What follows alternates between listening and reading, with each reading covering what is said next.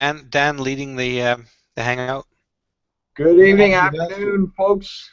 How you doing? It's Dan here, and I'm joined with Steve Brule and Paul Elam. We're doing an update on basically day fives and six here, but it is day six of the hunger strike, and we've had some interesting things going on. How are you guys doing tonight? Oh, are you talking to us, Dan? Yeah, Uh, yeah. yeah. Oh, I'm doing well, thanks. It's later in the evening, unfortunately, than we had hoped to be here. I'm glad. I hope some folks were able to hang in for us, but there was a little bit of technical difficulties there. Yeah, lots of grief. We actually had to change over computers and then install a couple of apps, and that's, we're here now. A couple of hurdles, but we jumped them. well, the good news on that is that, hi everybody, Paul Elam here. The good news on that is that usually with these Hangouts, about 98% of your audience that's going to see them is going to see them after it's completed and just open for public access. So we'll make it through this and everybody will get to see it. Eventually, yeah. Like I said, couple hurdles, meh, we'll deal with it. We'll fix it. So, Dan, how are you doing? I guess that's really the big question here. This is day 6, right? Yeah. Well, obviously my body's a little run down, and that's to be expected. I get tired pretty easily. I try and sleep as much as I can to to reduce my energy. Yesterday, when I was out in front of Queen's Park, if I wasn't needed to interact with the public, I just plugged my earphones in and I listened to music and let the day go by. And how is the response you're getting at Queen's Park now, Dan? Everybody with the politicians is interested and wants something done. It's the politicians that are being stick in the muds. Are you approaching politicians? Well, if they come into my protest area, they're fair game. If they don't, then I don't interact with them. It seems that some politicians come through, and I ask them, and they go, no, not interested. And really, that's an astounding statement, considering, geez, you're not interested in stopping men from putting themselves in the grave. I find that to be a deplorable statement. Hmm. Now they're walking by, like, how close are you to the entrance of Queen's Park? Are they walking, like, do they have to walk by you? Is that how you're running into them? Well, Or there's an east and west entrance that they can use, but sometimes they'll walk right out through right out the front door there and down through the garden. and you're at the front door?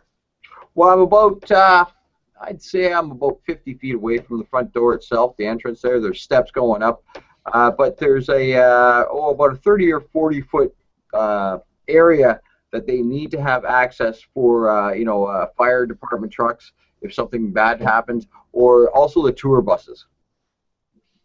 Okay. And are you're I guess you're speaking to other members of the public or anybody who comes your way. Is there a lot of traffic there where Anyway, you're yeah, at? there is a fair bit of traffic, and most of them are like, yeah, that's kind of wrong. It's bad. And I'm just wondering, why it's being ignored. Like, I really am. It's there. I'm out there. I'm putting out the facts about the information, and they're just sitting there kind of like, well, we don't want to address the issue. Like, please go away. Hmm.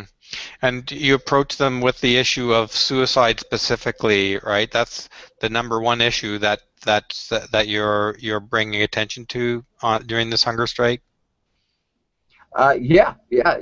And my two demands are funding for shelters, and they put $143 million into women's shelters in 2012, 2013, according to the Auditor General's report. Where is any empathy and compassion for guys? So shelters then is the number one demand that you want addressed in Ontario. Yeah. When I went through it, I was told to suck it up. We don't intend to enforce the law. Basically, they were telling me I was a second-class citizen. Not even my dog would get better shelter services than I would as a man. Hmm. And you can find that, actually, you can find that in the that fraudulent document put out by the Ottawa Coalition to End Violence Against Women there. They have a little section, shelters for the animals. Like, Jesus, like, really? Do you really think that, maybe that men might just need a little bit of help? Hmm. Well, this has been going on a long time because, as most people know, that the shelter movement started with Aaron Pitsey about 40, almost 45 years ago now, I think. And 1971. right, which is 44 years then, right? Yep. And 44 years later, we're still struggling to get one shelter in one country on the planet Earth. Unless I'm mistaken, is there a shelter somewhere? Does anybody know about one? I know that there is a very limited amount of beds in Canada, and I know that one of the most disgusting tweets I've ever seen over this, and I'm not even going to mention the absolutely horrible individual who made it. But they said, why are MRAs writing about shelters and raging about shelters and trying to make shelters happen when the government already issues hotel vouchers for it? What The is this purpose, program of hotel vouchers? I haven't heard of it. yeah, they do have it in their budget. In many of them, if you're a man in a domestic violence situation, they will, for a limited period of time, give you a hotel voucher so you have a safe place to go stay. But what they're missing in that is that the services are provided on site. That these, in most cases, the women that go to a battered women's shelter have counselors available all the time there. They have people writing their treatment plans. They are working with them diligently. And with men, what they do is warehouse them until they can get rid of them. Hmm. I'd like to see some verification on that hotel vouchers thing. I really would. Yeah, I've never heard of this hotel voucher thing either. Like, where would a guy go to get a hotel voucher for I'm in a pretty situation like sure this? that they issue them for women, but I'm not aware of, and I'm pretty in tune with the domestic violence industry in Canada and Ontario. I'm pretty in tune with that. Well, I it may be that the You know, information is info, but Dan, I guess I'm fairly sure that you saw the link in the Twitter that I'm talking about. No, I haven't. I haven't been able to see that yet. There's a whole bunch of, like, geez, my Twitter blows up. It won't, it just kind of. I just, I'll go offline, walk the dog for an hour, and I'll come back, and there's like 100 tweets. Yep. So I miss things. But I'd like to see the link, and I'd like to see, I'd like to see it, clarified. Well, But I will make it my mission to get that for you.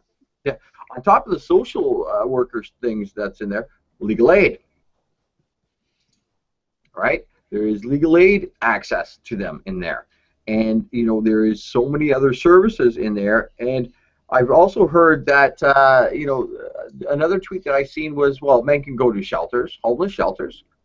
So you're telling me that you want a man and his children to go to a homeless shelter where they may possibly be exposed to those poor, misfortunate souls who are substance abuse or have, some serious issues going on.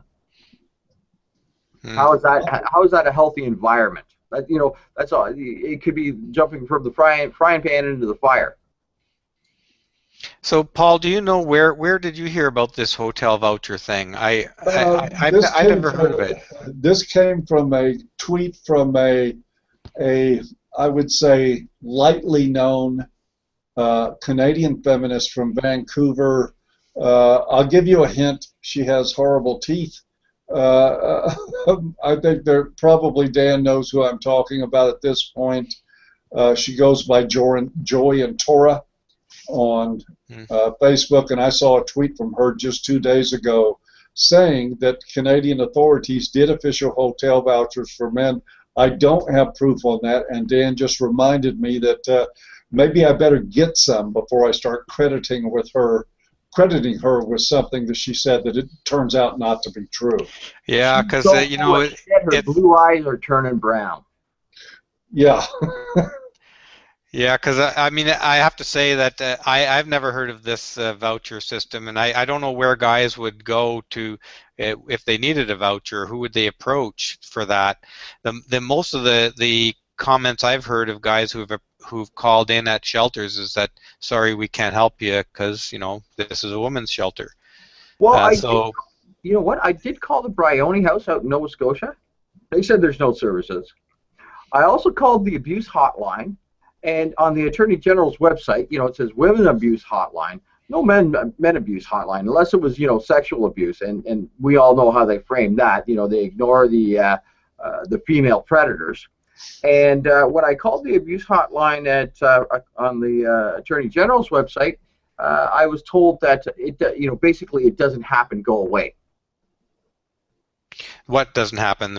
Like domestic abuse of males? Yeah, yeah, yeah. I know Yeah. that. Yeah, you can see. You can look up the YouTube video on my channel there, the recording, and basically I don't believe Joy. I wouldn't believe if I was standing out in the rain and Joy said that a thunderstorm was going on, I'd have to double make sure, that somebody wasn't holding out a sprinkler system going on. Okay. Especially somebody named Joy. Yeah, Diana's quite a piece of work there. She's actually a brunette, big red. Yep.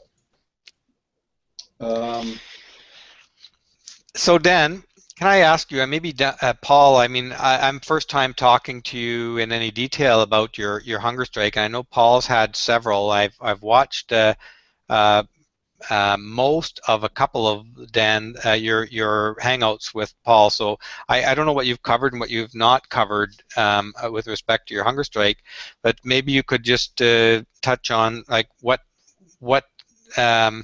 when did you decide and what finally motivated you to go towards to a hunger strike at this time?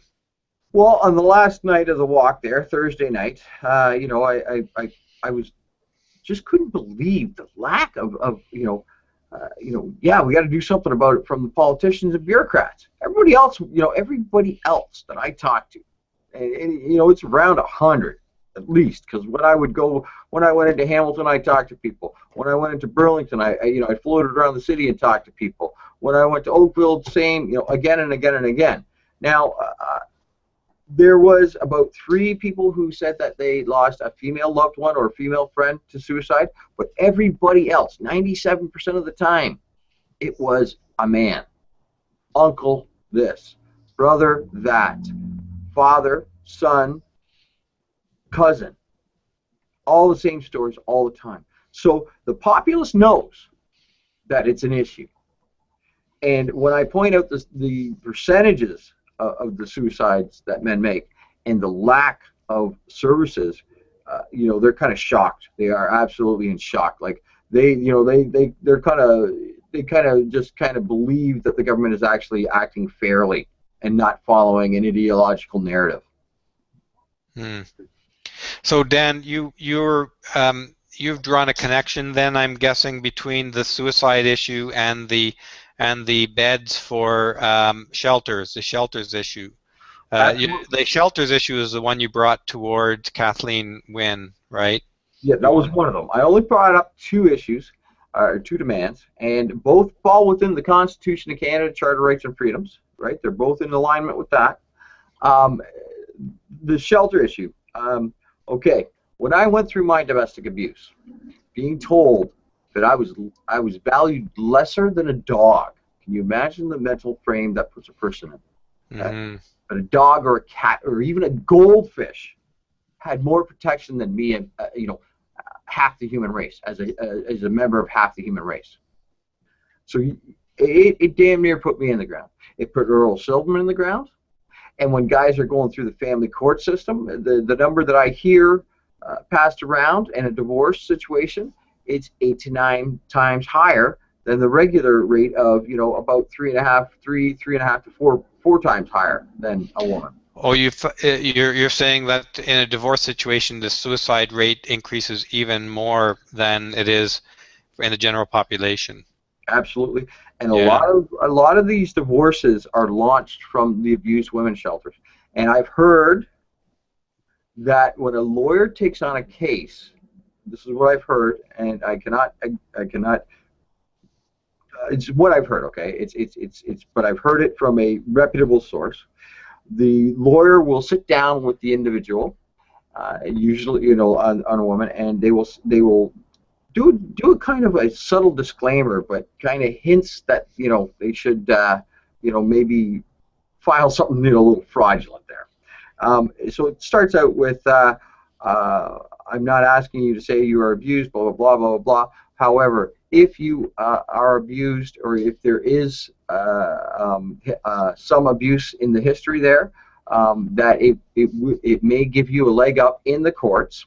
And then they say, let's not forget that abuse does not have to be physical. It can come in many, many forms. And then they cite out the examples: raising a voice, a smashed cup, blah blah blah blah blah blah blah blah. Mm. So they kind of go through a back door kind of thing and push them, kind of hint that, hey, if you're willing to bend the truth a little bit, possibly we can get you a better deal. Yeah, they're coaching, doing a little coaching along there as to what they can do in this system, right? Yeah. So to me, having experience being told that, we'll protect a goldfish before we'll uphold your rights to equal services under the law and equal protection under the law, it damn near put me in the ground. And what human wouldn't feel like, why am I around? Why am I living? Mm. If a Yeah, woman was told that she, hey, don't worry about the crimes against you, don't worry about the abuse against you, suck it up, woman up. We're going to protect the goldfish instead. I wonder how many women would, consider, like, hey, you know what, time to go. Yeah, this is that's. I mean, it's a horrible situation to be in, like that. Many of us have been through maybe not the exact same circumstance, but as circumstances that are as feel as dehumanizing as you're describing, for sure. This week, Dan, I've been following your hunger strikes, and as a result of doing a couple little bit of reading, I learned that I read an article that 19 out of 40, which is almost 50%, of male rape victims attempt suicide, and it has struck me because in our culture, feminists and the media, they it's a matter of joking and humor to when a male gets raped, and the law doesn't take male rape seriously. So it struck me that talking about your emphasis, your walk for the mental health and the impacts that drive people to suicide, that if we wanted to address suicide, then we have to take issues like male rape seriously. Well, any abuse of any human being needs to be addressed.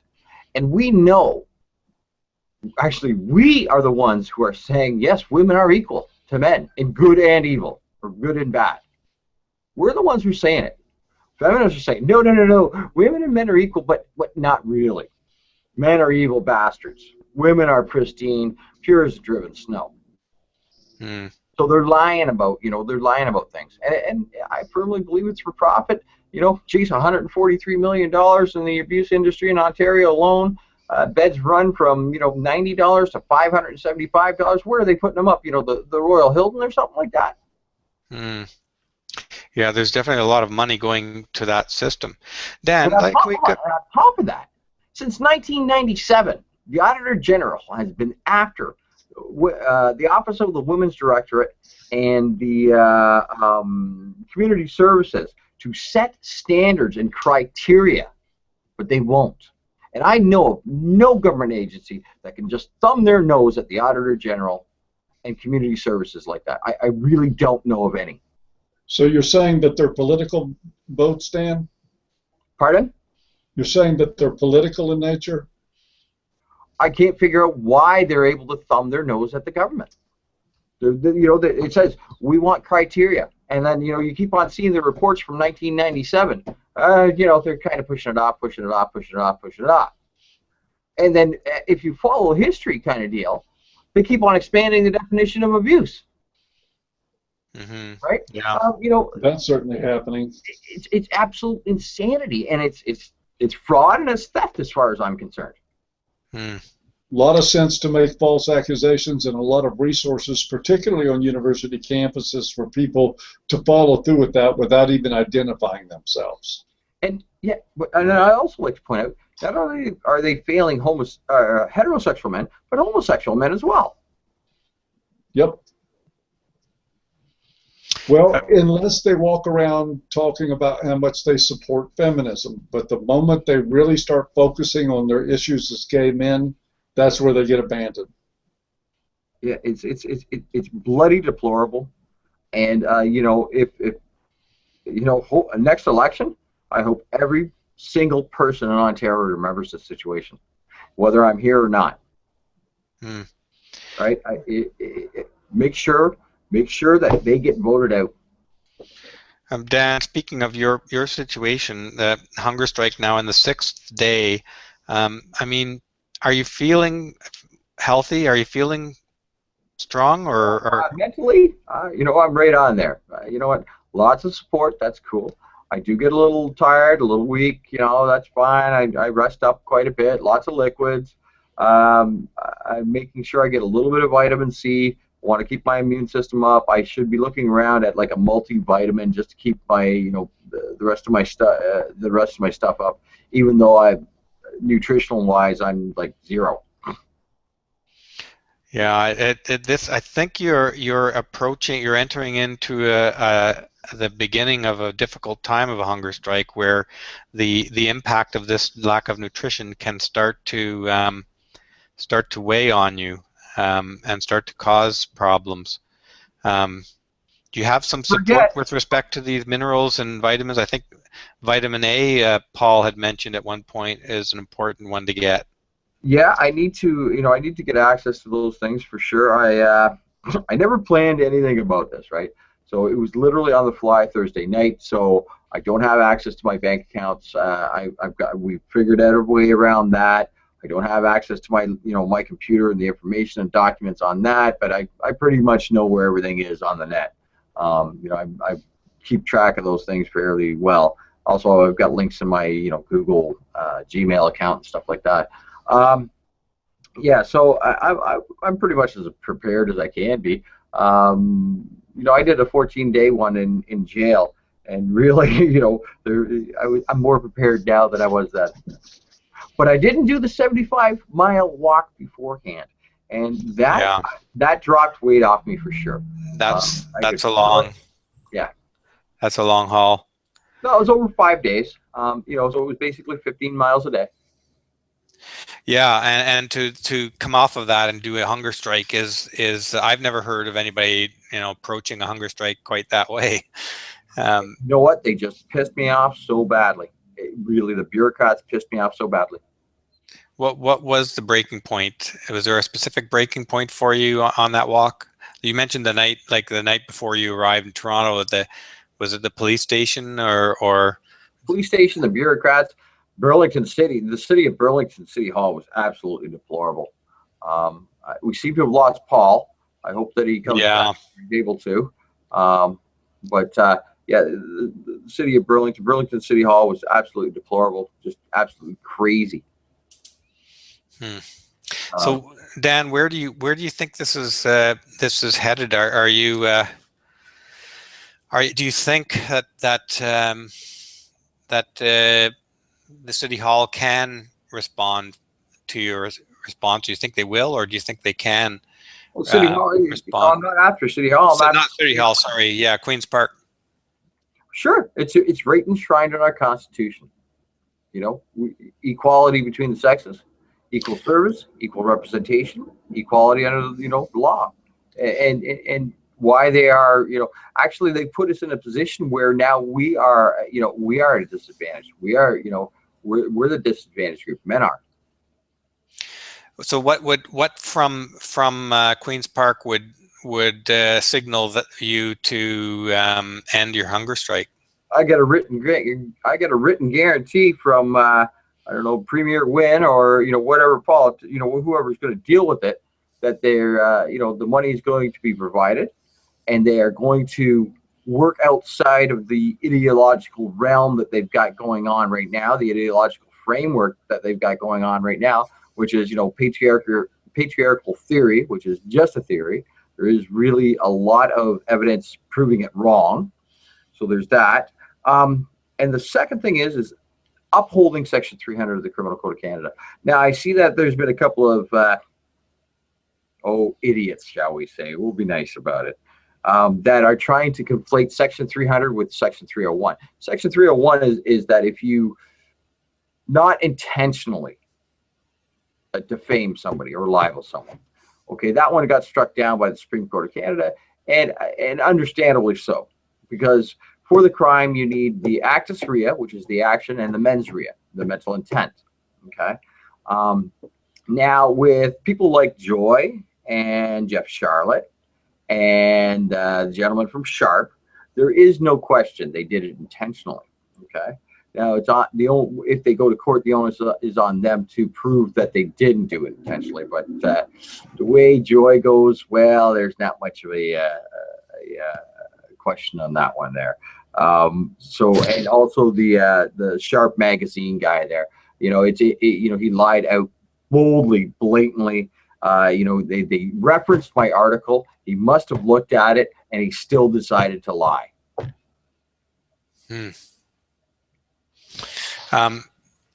Dan, are you heading down to Queens Park tomorrow? I'll be there tomorrow. I wasn't there today, and there was a reason why. Okay, I was supposed to speak before the sexual assault committee, and apparently they didn't. They disinvited me because of my protest, and there may be some policy. What committee is that? The sexual assault committee. What is that? Well, Premier Wynne and the Liberal Party has launched a program called "Who Will You Help?" and it's all framed around the patriarchy theory, feminist self-serving myopic theory that women are innocent and it's always the men. And so they're gathering information. People who want to speak about things, they can come in and speak about the things and their personal experiences. And I will say, I've experienced basically a sexual assault from both sexes. Okay, a grabbing of my body. Okay. And I felt more comfortable defending myself against a man than a woman. I thought at the time when the woman did it, I felt that if I said anything, or if I tried to create distance between her and me after, she kind of didn't take no for an answer, that I would end up in jail. And if I reported it to the bouncer sort of deal, then I would be, the laughing stock. Oh, you enjoyed it. Come on, blah, blah, blah, blah, blah, blah. Now reverse the sexism. How does that sound? Mm-hmm. Yeah. So you weren't allowed to speak there today? No. And then I was supposed to do an interview with it's because of your protest, right? Yeah. And then I was supposed to do a TV interview with CHCH TV at 1:00. But again, because I'm on protest, I'm not permitted in the building. And I find that absolutely bizarre. I think that's, kind of in violation with some charter rights and freedoms there. I'm not in exactly Queens sure. Park building? Yeah, I'm not exactly sure. They could have, the most honorable and respectful constables there.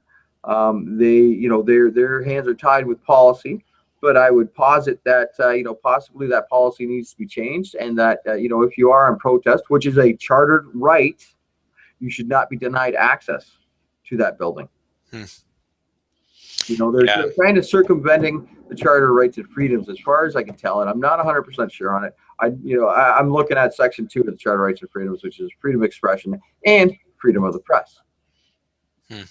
Yeah, I have to be honest, I don't know anything about those rules that you're referring to. But tomorrow morning you're going down, you're going to go to the same station and near the front door. Front center. Yeah, that's good. Dan, you're staying right through this week? Are you there on the weekend as well? Sure, absolutely. I don't stop. I don't stop until we get the equal services and Section 300 of the Criminal Code is upheld. I've listed off, 3 or 4 individuals. They do it maliciously. They do it with intent to harm my reputation and my ability to, walk down the street.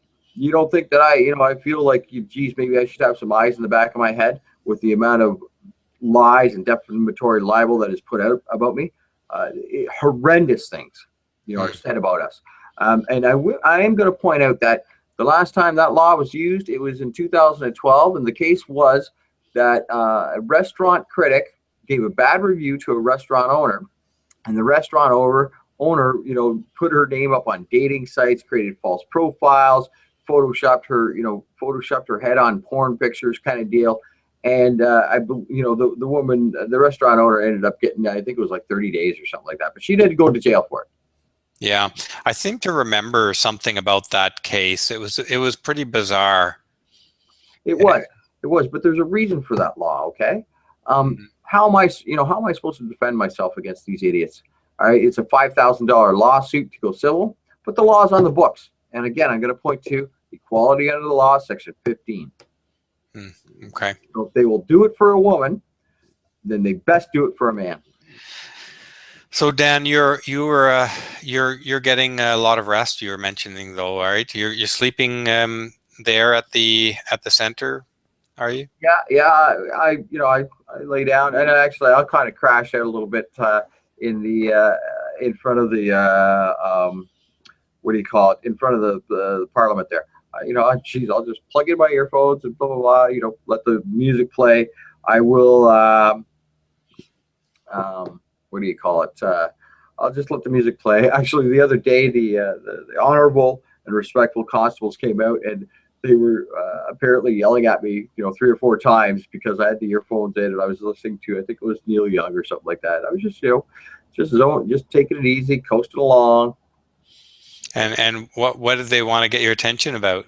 Well, they keep track on, they check up on me. They don't want me dying on property there, sort of deal, right? Oh, they just checking if you're okay. Yeah. And there's been a couple other interesting things. False allegations about how that Jeb is being mistreated. Actually, he's the same way he started at. He gets fed every day. His normal amount of kibble. He gets actually great walks in because right across the street is at least free dog park. So he gets lots of fun in, gets to play with the other dogs. The odd thing about him is that when I put his kibble in the bowl, he looks up at me like, "You want some?" Dogs are pretty attentive to their owners, and he probably does sense that you need some food. He's probably senses that. When I'm up at Queen's Park there, he nudges into my side and lays down for a lot beside me for the most part, unless the sun's really beaming down, and then he will take shelter underneath the umbrella there, and so he's taking care of I will get up and I will wet him down, and then he ends up giving me a shower as he shakes it off. Plenty of water. Again, the respectful and honorable constables there, they bring out water. I got full access to water. I don't go in the building. I'm not. I wouldn't go in unless I was invited, but now apparently, the policy's there, so that's fine. We can ramp it up a little bit more. I do know my rights under Section 2 there that I can use a bullhorn if I so choose to. Okay. But I'm being respectful right now. I'm being as nice as I can be. Do you have signs or anything, or? I had one sign, but the paint didn't stick to the tarp, so I've got to fix that up a little bit. I'm trying to figure out a way to fix that up. I'm sure we can redo it again somehow. I will get it redone again. It may be a cardboard, but I will get that that big sign out there with those horrendous numbers out there, and let people know that domestic violence is a very, very real cause of male suicide. Dan, is there anything that watchers can do for you? Any message or suggestion for any watchers who might want to help or contribute or get more information? Is there anything you can offer in that manner? viewers online right now, or viewers that might listen to this later? Send Premier Win an email. Send it to yourself so there's a copy, so that they can't say, well, we didn't get the email. Write your local politician if you're in Canada. Say, what, and especially if you're in Ontario, why the hell are you letting this continue on? Really, this should be a non-issue. It should never have had to come to this. The services should have been in place when the crimes against me happened back in 2009 there, and they weren't there, and they haven't changed a damn thing in 6 years. So Dan, just for viewers, so viewers know, I'm just going to say this again. Dan is outside of the Queen's Park, the main entrance, and that's from 8 a.m. to 6 p.m. Pretty much every day.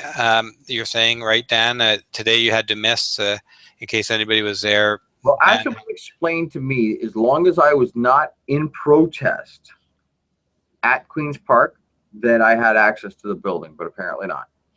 Right. But anyone who wants to contact you and talk to you, whether they're from the media or from a blogger or someone who wants to offer support or come and participate, then they can find you 8 a.m. to 6 p.m. in the main entrance of Queen's Park, downtown Toronto, right? Absolutely, I'm there, unless the weather kind of blows me away or something. Okay.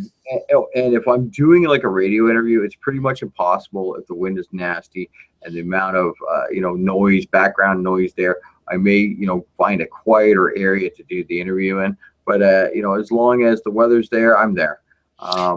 They can get a hold of you through your YouTube channel here as well. Anyone who finds this video can message you through the YouTube channel as well.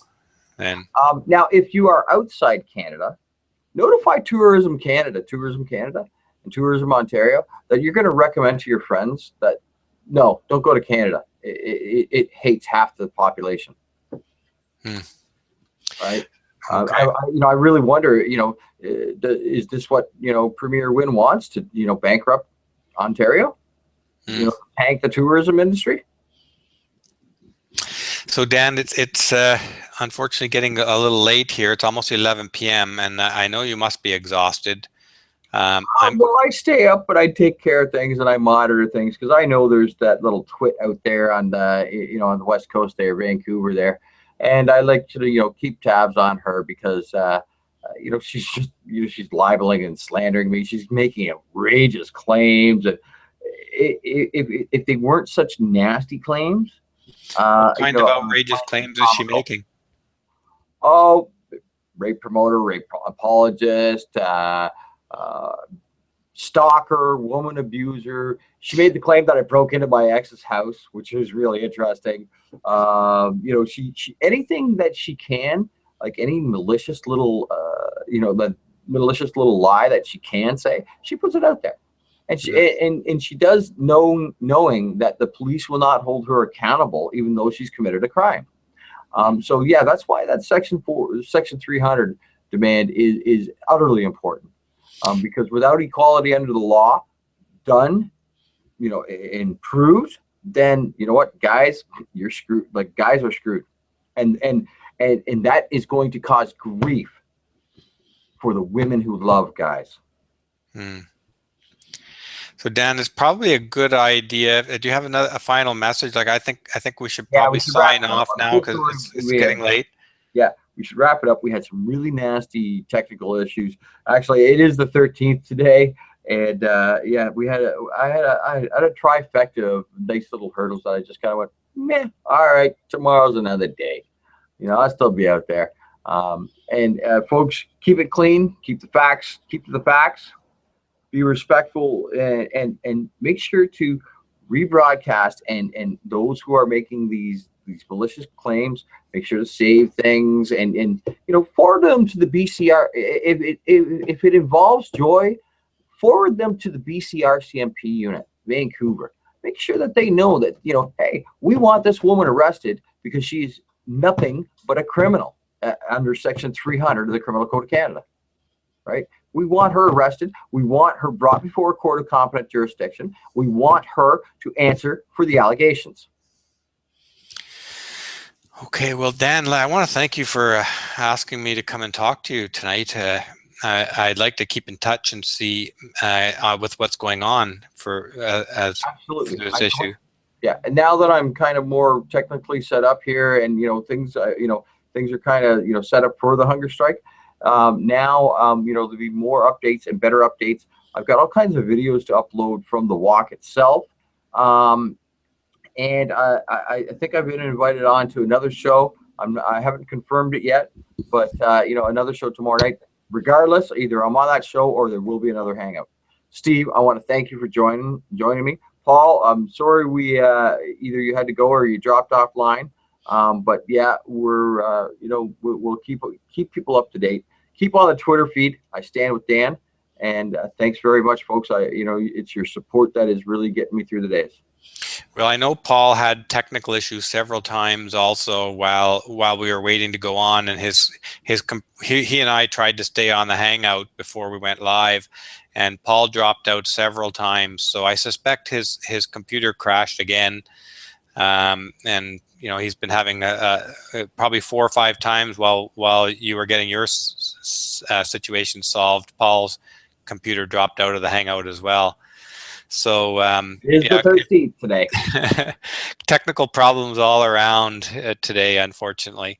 But Dan, I hope you get lots of vitamin A, vitamin C, and your multivitamins and water. This is a critical time in a hunger strike, and I suspect you know that you want to at least get the minerals and vitamins that you need, and lots of fluids. It's just Don't worry. You know what? there's a lot of people worried about your health, Dan. Yeah, I'm People are keeping worried a about close it. eye on my urine. It's fairly clear. It doesn't stink. So yeah, the kidneys are still working good there. Yeah, that's a major important thing. So yeah, I'm taking in lots of liquids along with coffee, coffee and tea there. But I'm taking in lots of water. I suspect, Dan, coffee and tea is not good. The caffeine is very harsh on the nervous system. So if you could, it would probably be a good idea if you can go without coffee and tea. There's a lot of things I'll give up, but come on. I just worry about the caffeine itself more than anything else, because the caffeine can be a bit nasty on you. Yeah, it's not that I'm going overboard on it. Sometimes it'll just be herbal tea. Oh, okay. Yeah. Yeah. Well, Dan, I hope you can stay healthy and stay mentally in good spirits, and get lots of rest through this. And mentally, we're fine. And really, it's the onus is on Premier Wynne and the legislature to do the right thing. The news groups, come on, I'm waiting here. I'll do an interview. You got free access to me. I'm right there every day out in front of Queen's Park, and I'm there. Your vehicles are there. You really need to step up to the plate and start taking care of the other half, the human race. Okay, well, maybe we'll get some attention on that sooner than later. In the meantime, Dan, I wish you all the best there. Thanks, Steve. It's a tough thing you've chosen to do there, for sure. It's even tougher knowing that the government of Ontario and Canada is willing to throw men under the bus and hand them a shovel to dig their own graves. Okay. Cheers, folks. Thanks ever so much. We're going to see you another day. Take care. Bye for now. Okay. Good night.